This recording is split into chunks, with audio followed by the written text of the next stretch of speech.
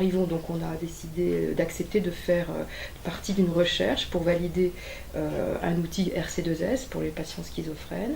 Donc le promoteur de cette recherche, évidemment, c'est le CH de Vinatier à Bron, et l'investigateur principal, c'est le professeur Franck. Et dans le service du professeur Franck, c'est Élodie Pérou, qui est la neuropsychologue, qui a créé cet outil et qui voudrait donc le valider. Et au niveau des Marivon, donc je suis l'investigateur principal. Donc la justification de cette étude, c'est de valider donc cet outil qui porte donc sur la cognition sociale. On a constaté donc que c'était dysfonctionnant par rapport à nos patients schizophrènes, donc sur plusieurs domaines.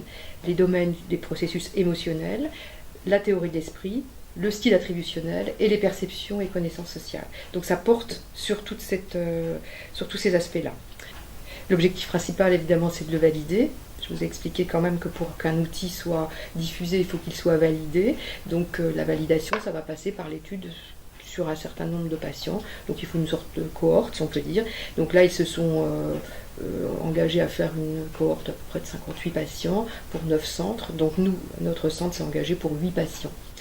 Alors, c'est assez contraignant comme étude parce il y a un certain nombre de critères, et cette étude va durer donc sur à peu près 6-8 mois. Il y a toute une batterie de tests évidemment avant, donc à T1 en premier temps, ensuite à T2 après la remédiation, et à T3, c'est-à-dire 3 mois après la remédiation. C'est pour ça qu'on dit que ça fait 6-8 mois en tout. Nous, on s'est engagé pour 8 patients. Évidemment, l'étude a pour but de montrer que ça peut avoir un impact sur les cognitions sociales. On va mesurer aussi si ça a un impact sur la neurocognition et voir si ça a un impact aussi sur le quotidien des patients.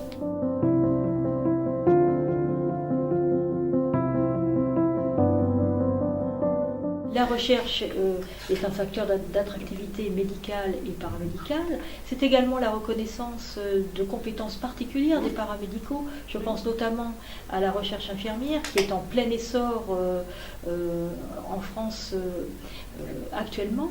La recherche participe également au rayonnement de l'établissement à travers les communications lors des congrès ou les publications sur lesquelles elle débouche. Dans ce cadre, l'établissement mène des recherches au niveau international, notamment en partenariat avec le CHU de Sherbrooke au Canada. Au niveau national, l'établissement est en partenariat avec d'autres établissements publics de santé, des centres hospitaliers MCO, des CHU et d'autres instituts de formation. J'ai travaillé sur le développement de la recherche et des innovations. Mais ça a été un formidable élan, je dirais, une implication de l'ensemble des acteurs dans un partage d'expérience, dans l'expression des besoins, certes, mais aussi des envies, et finalement une réflexion commune pour la production commune d'un outil au service de la prise en charge des patients.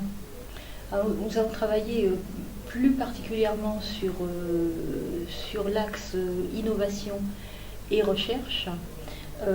Innovation bien évidemment avec l'axe simulation en santé, puisque c'est un projet que nous développons notamment sur l'Institut depuis quelques années maintenant, notamment depuis 2014, avec l'acquisition de notre premier mannequin synthétique piloté par tablette tactile. Et puis, nous avons continué à développer cette thématique avec des jeux de rôle et le Serious Game également que nous avons pu développer avec l'université sur la base d'un appel à projet de l'ARS.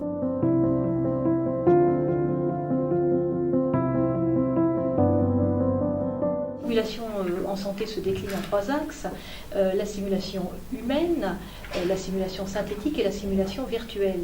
En ce qui concerne la simulation humaine, nous sommes sur une base de jeux de rôle interactifs et nous avons notamment sur l'Institut développé une expérience intéressante auprès de nos apprenants pour leur permettre de réfléchir sur des situations éthiques. Sur le plan de la formation initiale, nous avons proposé aux étudiants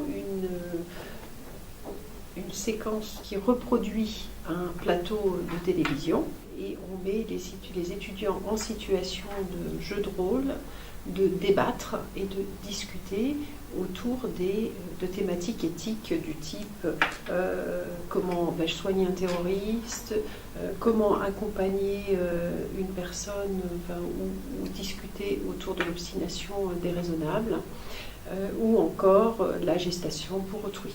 Donc c'est une expérience qui a été très très riche, qui est conduite depuis 3 ans et qu'on espère encore davantage développer et à terme probablement proposer sous forme de formation continue pour faire réfléchir les équipes des unités de soins en interprofessionnalité, médecins, infirmières, aides-soignantes, sur ces problématiques éthiques, plus particulièrement autour de la psychiatrie.